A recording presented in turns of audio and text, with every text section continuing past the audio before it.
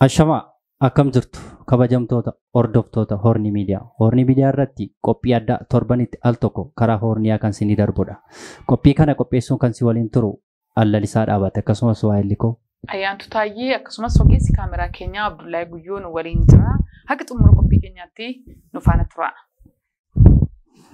Egaa mariin keenya addaa kuni har'a Oromiyaa keessatti xiyyeeffata. Oromiyaa keessaa immoo gara lixaa Oromiyaa kanatti xiyyeeffata. Ammas ajjeechaan Oromoo fi Oromiyaa irra jiru waan dhaabbateen fakkaatu jechuudha. Kanarratti marii gaggabaabaa daqiiqaa muraasaaf taasisna.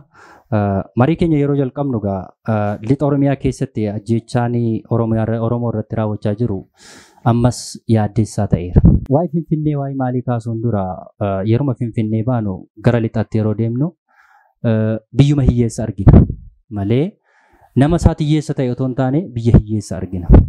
Maaliif yoo jette biyya sana keessa kan dhibe tokko illee hin jiru. Dhagaan jira, warqeen jira. Wanti dhibeeru hin jiru biyya sana kan dhaabee jiru lixa Oromiyaati jechuu dandeessa. Achi keessatti yeroo kaasnu daandii kaasuu dandeessa. Daandii gahaan hin jiru. Mana barumsaa kaasuu dandeessa. Manni barumsaa gahaan hin jiru. Ammas isarra darbee Wallagga kana kan ajjeesaa jiru rasaasa qofaa miti. Akkasumatti dhaabiitu du'eera manam. Dhaabatee madu'eemma. Rasaasa inni waan inni malee namumti akkasumatti du'aa jira. Akkasumatti beelatu fixe nama keenya. Gargaarsi hin jiru. Amma gara Horroo Guduruu kana kaasuu dandeenya. Horroo Guduruu yeroo kanaan dura Finxaaleeyyiin Amaaraa uummata Oromoo kiiramuurraa kaastee hagamsa amuruu jaartee jaardagaa hanga Horroo Bulluq dabalatee Finxaaleeyyiin Amaaraa uummata Oromoo kaastee kana uummanni Oromoo yeroo sana manni gubatee ture. Bakka jiraachaa jiruun qabu akkasumatti deemee kadhatee bulaa jira. Mootummaanis kanarratti xiyyeeffannoo waan kaayeruun qabu. Uummata kanaafis wanta yaadee hojiin akkasii uummata kanaaf mala. Uummanni kun rakkateera. Uummanni kun achi keessatti du'aa jira jedhee wanta uummata Oromoo godina Horroo Guduruu jiru irratti wanta birmatee hin fakkaatu. Ammas uummanni Oromoo Horroo Guduruu keessa jiru ammas diiduma bulaa jira. Bakkeema bulaa jira. Manni jiru muka jala bulaa jira. Amma asirratti mana barumsaa kaasuu dandeenya. Mana barumsaa yeroo darbe nageenyi waan ulfaateef dhalattoonni Horroo Guduruu keessa jiran mana barumsaa kutaa 8ffaa warri qoraman suni homaa darbuu harka dhibba keessaa parsentii 100 keessaa parsentii 22 qofaa darbe yeroo ittu akkam maaltu jira achi keessa nageenyi kun maaliif barataan Oromoo kun hammi kun dhume jettee yaaduu dandeessaa jechuudha. Rakkoo nageenya haala iddoo sanatti uumamirraa kee barataan illee akka gaariitti barnoota argachuu hin dandeenye. Barnoota argachuu hin dandeenye. Ammas kan darbee kan bara 2016 ammas yaaddeessaa jira. Uummanni akkuma duraa muka jala bulaa jira. Manni irraa gubateera. Mootummaan jira jechuun baay'ee marakkisa. Doorsisnii fi dararamni hammaan ammas Horroo Guduruu keessatti dhaabbatee yeroo hin fakkaatu. Keessumaati haasaa kee kanarratti sii dabaluudhaa fi uummanni suni bakka jiru irraa gaafa gara magaalaa Shaambuu dhufullee bulchaan achii suni uummata sana dirqamaan lafa dhuftanitti deebi'aa jedheeti yeroo uummata sana bakka isaan irraa faannoo baqatanii gara magaalaa Shaambuutti galan sana achi deebi'aa jedhee uummata sana yeroo inni fichisiisaa jiru qabeenyi isaanii illee saamamaa jirudha kan sooshaal miidiyaa irratti argaa jirru. Achi keessatti maal jedha beektaa maqmaqsa Oromoo keessatti namni jabbii eegu jabbiin hootettedha inni eege gaafa galee himatu inni mana jiru sana jabbiin hin ooneedha. Uummanni Oromoo yeroo achi keessatti rakkachaa ture keessumaa Horroo Guduruu keessatti gaafa rakkachaa ture mootummaatti gaafa iyyachaa ture mootummaan maal jedha beektaa abaa'u shaneessin ajjeesaa turedha. Uummanni achi keessa jiru fannoon nu ajjeesaa jiraadha. Gaafa qe'ee akkas jedhee himatu mootummaan kun immoo shaneessin ajjeesaa jiraadha. Uummanni isan abbaan ajjeesee uummanni achi keessa jiru beeka. Abbaan dhugaa beekaa jechuudha. Garuu isaan bakka gaarii ta'anii biiroo gaarii keessa ta'anii ajjabamanii deemu. Wanta isaan achi keessatti informationii gahaa kan qabu kan du'aa jiru uummata Oromooti. Uummata Oromoo keessa warra Horroo Guduruu keessa jiran keessumaa warri gaxariirra jiran baay'ee marakkisaadha. Amma Horroo Guduruu keessas ta'e Wallagga keessa Wallagguma kana Wallagga Arfan kana keessa hiyyeessa qofaa tafe. Akkasii ga'ee anillee qophii marii addaa keenya kanarraa ilaalchisee dhimma waa'ee godina Qellem Wallaggaa keessatti magaalaa Daldoloo keessatti halkan sa'a 10tti mana jireenyaa isaatii fuudhame. Mucaan kun barataa kutaa 11dha. Hidhannoo waraanaa qabda jechuudhaan harka isaa dugda duubatti hidhanii erga dararaa hidhaa boolla keessatti hidhanii dararaa gurguddaa irraan ga'anii booda baasaniiti kan isaanii harka isaa dugda duubatti kan isaan mana hidhaa dabarsanii sana booda mucaan kun harki isaa dugda duubatti hidhamee turuurraallee kan ka'e harki isaa baay'ee tortoree amma foolii gadhee kennuttidha. Sana booda waraanni piippiin kun jechaadha. Pooliin harka mucaa sanarraatti dhufu isaan waan dadhabsiisee fi maal godhanii dhaqanii milishaatti jechaadha kan kaampii milishaa Oromootti dhaqanii mucaa kana achi keessatti hidhanii sana booda kaampiin milishaa Oromoo keessaatiillee foolii harka mucaa kanaa dadhabanii gara buufata fayyaa naannoo sanaa geessanii gaafa ilaalchisanii harki mucaa kanaa baay'ee hojiin ala ta'uudhaanidha kan inni irraa cite. Mucaan kuni barataa kutaa 11ti. Amma harki isaa tokko irraa citee jira bakka kanatti irraa citee mucaan kuni deeggarsa Oromoollee barbaada gara mana barumsaatti deebi'ee barnoota isaatti deebi'uudhaan egaa yakkoota mirga namooma dhiitamuu mirga namoomaa Oromiyaa keessatti yeroo ammaa kana ta'aa jiru keessumaa lixa Oromiyaa keessatti gaafa laaltu barataa kutaa 11 hidhannoo waraanaa qabda jechuudhaan kan dararaa amma kana erga irraan ga'anii booda guyyaa dhalachuu isaatiillee hagan habaaruttidha kan isaan akkasitti mucaan kun harki isaallee citee jira. Mee gamanumaanii viidiyoo xiqqoo mucaa sanarraati kan inni dubbatu kan arganne dhaggeeffanneeti walitti deebina.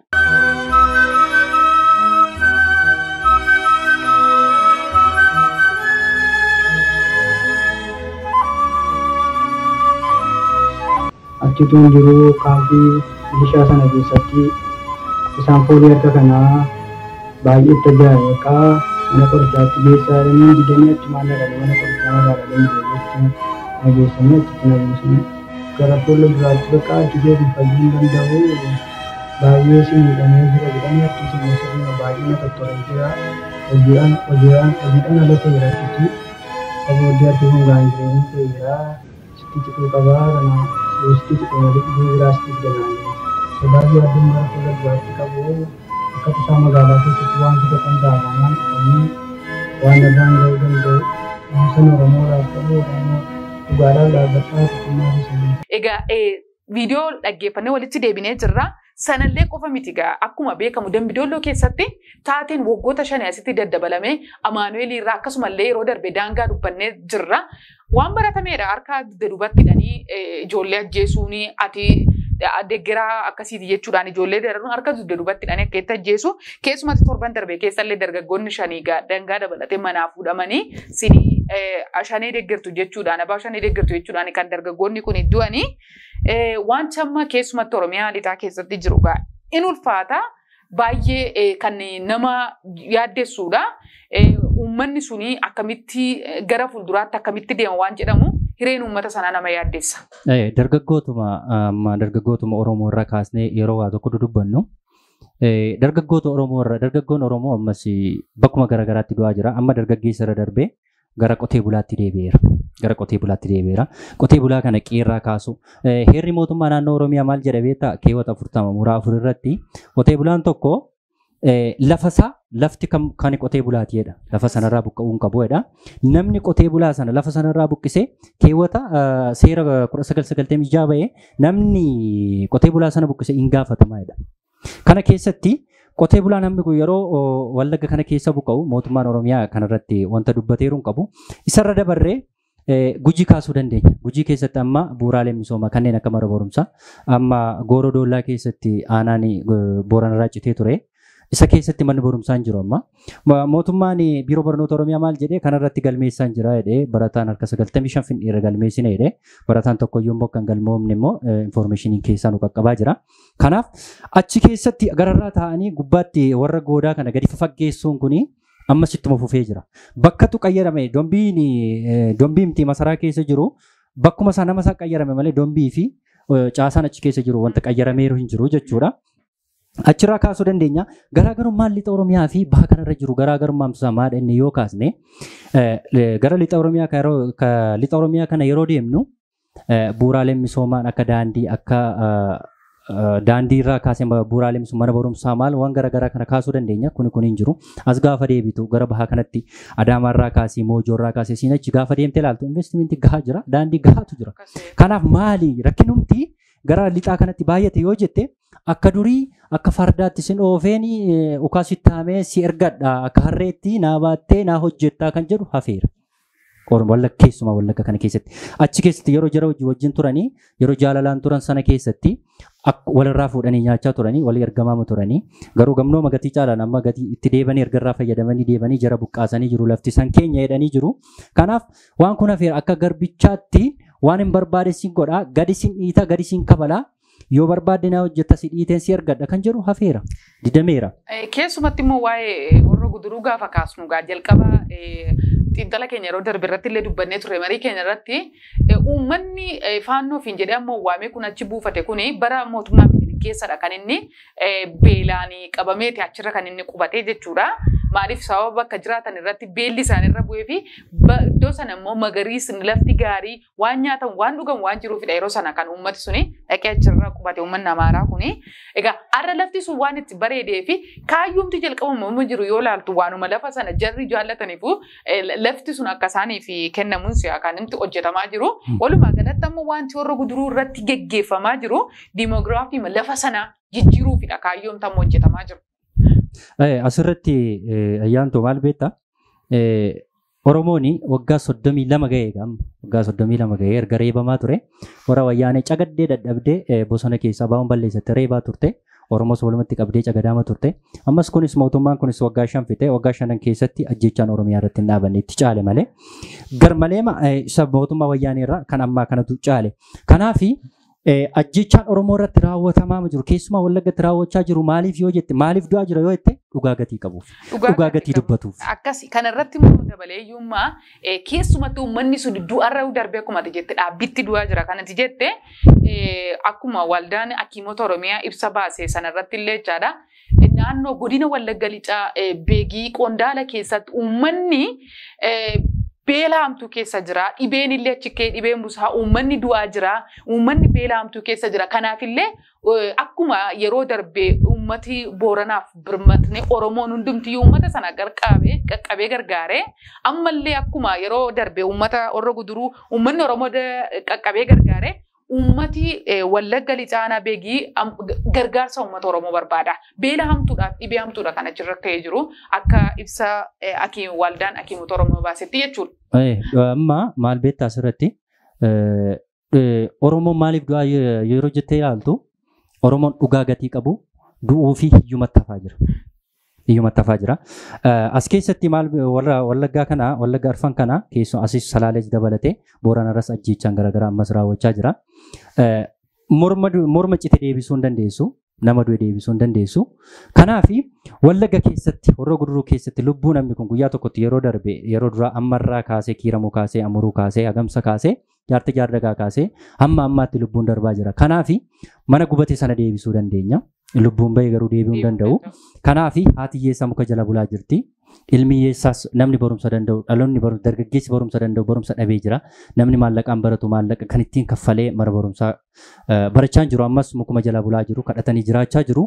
Kanaaf uummanni Oromoo biyyoota garaa garaa jiraatan kanneen Oromummaa fi quuqama Oromummaa of keessaa qabdan hundi keessan araraa siniin jenna miidiyaa kanarratti baane haadha hiyyeessaa akka ishee bu'aa jirtu kana furmaataaf yoo waan guddaan dhibee hammuma tokko bakka isheen keessa ciistee bultu bakkuma isheen jireenya gaarii jira akkuma isheen jireenyuma isa durii irra baay'ee jechuu yoo baate jireenyuma jiraachuu qabdu akka isheen jiraattuuf uummanni bakka garaa garaa jirtan akka birmattanii fi miidiyaa kanaan isin beeksisnaa jechuun barbaada. Amma haati koo duututti ani haadha biraaf bahuun dhiisa miti. Gaafa haati nama biraa duute haati namni ollaati yoo du'e ollaa sanaaf bahuun qaba maaliif du'e jettee dhugaachi jiru sana baruu qabda jechuudha. Kanaaf amma Wallagga keessa horroo guduruu kana keessatti yeroo darbee torbee garasii keessa ilaaluu dandeenya. Uummanni waliin ta'e isa durii caalaa amma tokkummaa gochaa jira uummanni Oromoo. Kan durii amma namni duutti amma Afrika keessa namni duutti namni walii birmatu hin jiru. Amma yeroo darbee jaartii jaardagaa hagamsarraa kaasee amma amuru kaasee faannoo biyyatti galchana jedhanii duulaan kaanii amma tokko milkaa'aniiru. Mana gubanii hooma jedhanii kan durii yaaddessaa ture irraa fooyya'eera. Kanaaf maal jechuu barbaades keessatti Oromoon tokkummaa yoo qabaate yoo walii galee baay'ina qabuun akka galaanaatti irra dacha'e jira kana. Nama lama sadii taate nama miliyoona meeqammatti ariituuf hin qabdu jechuudha achi keessa. Kanaaf duriyyuu gowwoomeeti akka fardaatti isin ergadha ukaasitti haamee akka harreetti naa baatta kan jedhu suni dura fe. Kanaaf Finfinnee keessa yeroo galan ammas dhaloonni dargaggeessi Finfinnee keessa jiru amma gabaa tokko ta'a. Otoo walii galee Finfinnee buqqisuu danda'a. Mootummaa kana masaraayyuu buqqisuu danda'a otoo walii galee. Inni otoo gadi bahee waan jechuun inni mana puulii keessa oolu mana shayii keessa ooma keessa oolu miti. Oromummaa Finfinnee keessa jiru itti himuu qaba. Mattaawaqaa jijjiiratee immatti Finfinnee keessa taa'uuf hin qabu. Achi hojii bu'aa buusaa jiru waan hin qabnee fi achuma keessa taa'aa hojiin hin jiru homti hin jiru. Kanaaf dhokattee taa'u keera Oromummaa qabdu hinattee miti yoo rukutamte achi keessatti dhugaa jiru yoo dubbatte ani Oromoodha yoo jette ati Oromoodha beekamaadha. Kanaaf isa kana balleessuun maal jedhe Maddammarii maal jedhee yeroo duraa kana kaasee ture. As keessatti Maddammariin ani Oromoodha taanaan ani lalisaadha taanaan ati ani dhiira akkamii ati dubartiidha akkamitti dhiirri durbataa durbi dhiira ta'a.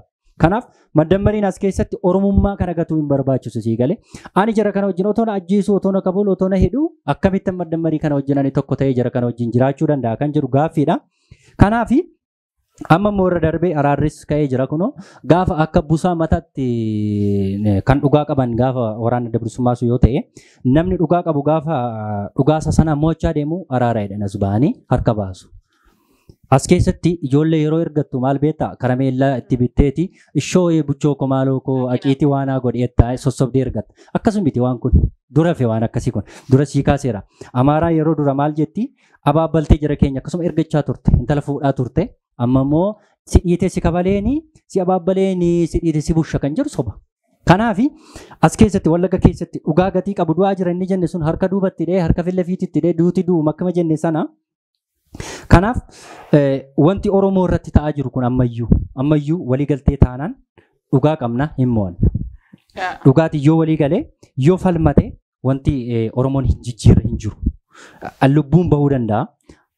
Asirratti waliigalteen jedhame kun waliigaltee dhugaa taanaanii oolaa gogaa yeeyyuu uffatee as gannamatti ba'utu hin taane dhugumatti araar jedhamu kuni araar sana keessaa araara dhugaa yoo taate Oromoon hin araaramneef jira jedhee yaadu gaa. As keessatti araara jennee araara kana fudhachuun uummata Oromoo biratti rakkisaadha.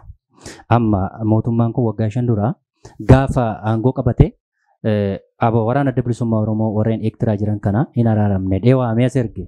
Isa booddee namni machaa'e ogummaa jarri kun waliigalteedhaan Oromoon bilisoomnannee hundi keenya iyyuu sirbaa turre. Jalqaba mootummaa kanarraa kaasee yeroon si taasa'u gaafa pirezidaantii mootummaa naannoo Oromiyaa kun gaafa muudame hundi keenya qullaa bulle sirbaama bulle addabaabayii masqalaatti gaafa inni simatame sana mucaa Wallagga Lixaati kan yeroo boombiin itti darbatame sana mucaan boombiitiin harkaan fuudhee du'e suni Prime Ministeriin gaafa inni muudamee boodee makalaakaan kun komaandii postii labsee gaafa Wallaggatti ergu abbaa mucaa kanaati jalqaba kan rukutamee du'e.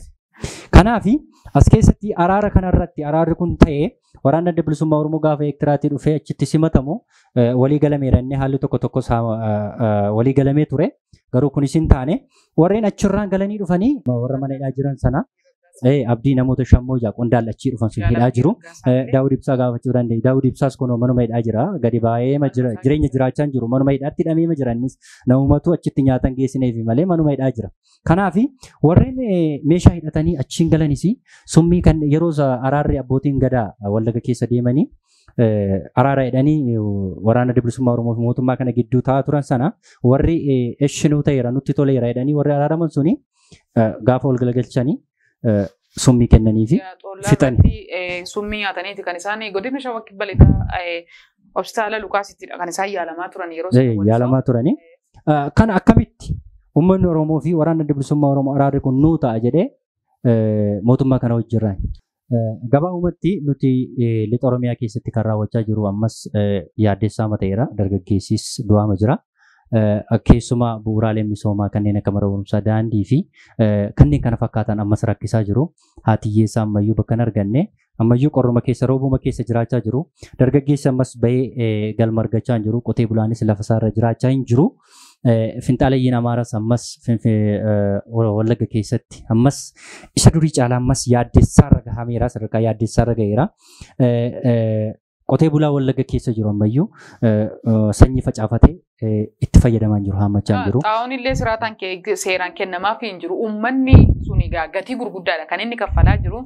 Du'i erga waggaa 5 asitti keessumatti immoo waggaa 2 asitti immoo adda ta'eeti kan inni uummata sanarratti hammaachaa jiru. Egaa kanarraa ka'uudhaan Oromoon bakka garaagarii jiru harka isaa wal qabatee tokkummaadhaan uummata amma beela'ee uummata amma bakkee bulaa jiru uummata manni irratti gubatee qabeenyi isaa isanni waggoota meeqa dilbii walii kuusee dhaqee gidduutti jalaa gubatee harka namaa taa'ee ilaalaa jiru. Kana uummanni Oromoo tokkummaa ta'e maaliif beektaa loomii 50 nama tokkotti baada nama 50 gaafa taatu immoo xabiisa. Kanaafiyyuu uummanni Oromoo kun bakka garaagaraa jiru kun yoo tokkummaa harka wal qabate daa'ima mana barumsaa dhabe kanaaf carraa barnootaa uumuu danda'a. Haadha hiyyeessaa bakkee bulaa jirtu kanaaf gaaddisa ta'uu danda'a. Jaarsa abbaa mana isaarraa kaatee bakkee taa'ee bu'aa jiru kanaaf illee gaaddisa ta'uu danda'a. Kanaaf iyyuu walumaa galatti dhaamsi qophii keenyaan har'aa kun egaa Oromoon tokkummaa qabaadha. Hiree isaa kana murteeffachuudhaaf. Oromoon tokkummaa qaba. Dhaloonni bakka gaarii jirus haadha isaa abbaa isaa kanaaf birmachuu qaba. Dhaloonni dhalatee lafa jiru kuni barumsa gahaa argachuu qaba. Qotee bulaan qe'ee irra jiraachuu qaba. Kanaaf namoonni quuqama Oromoo qabdanii hundi keessan dhaloota rakkachaa jiru Wallagga qofaan jennu Baalee ta'uu danda'a, Arsii ta'uu danda'a, Salaalee ta'uu danda'a. Bakkoota garaagaraa keessatti namoota darara hamaaf saaxilamaa jiran kan haadha hiyyeessaa, abbaa hiyyeessaa kan ta'e kan hundumaa wal bira dhaabbannee maatii kana haa tumsinu dhaamsa keenya.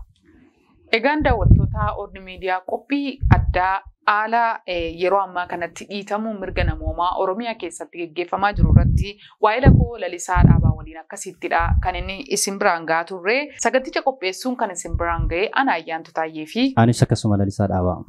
Ogeessi kaameraa keenya Abdullahi Guyyoonoo waliin ture. Torban qophii addaatiin hanga walitti deebinutti qophiilee Orni Miidiyaa waliin turtii gaarii.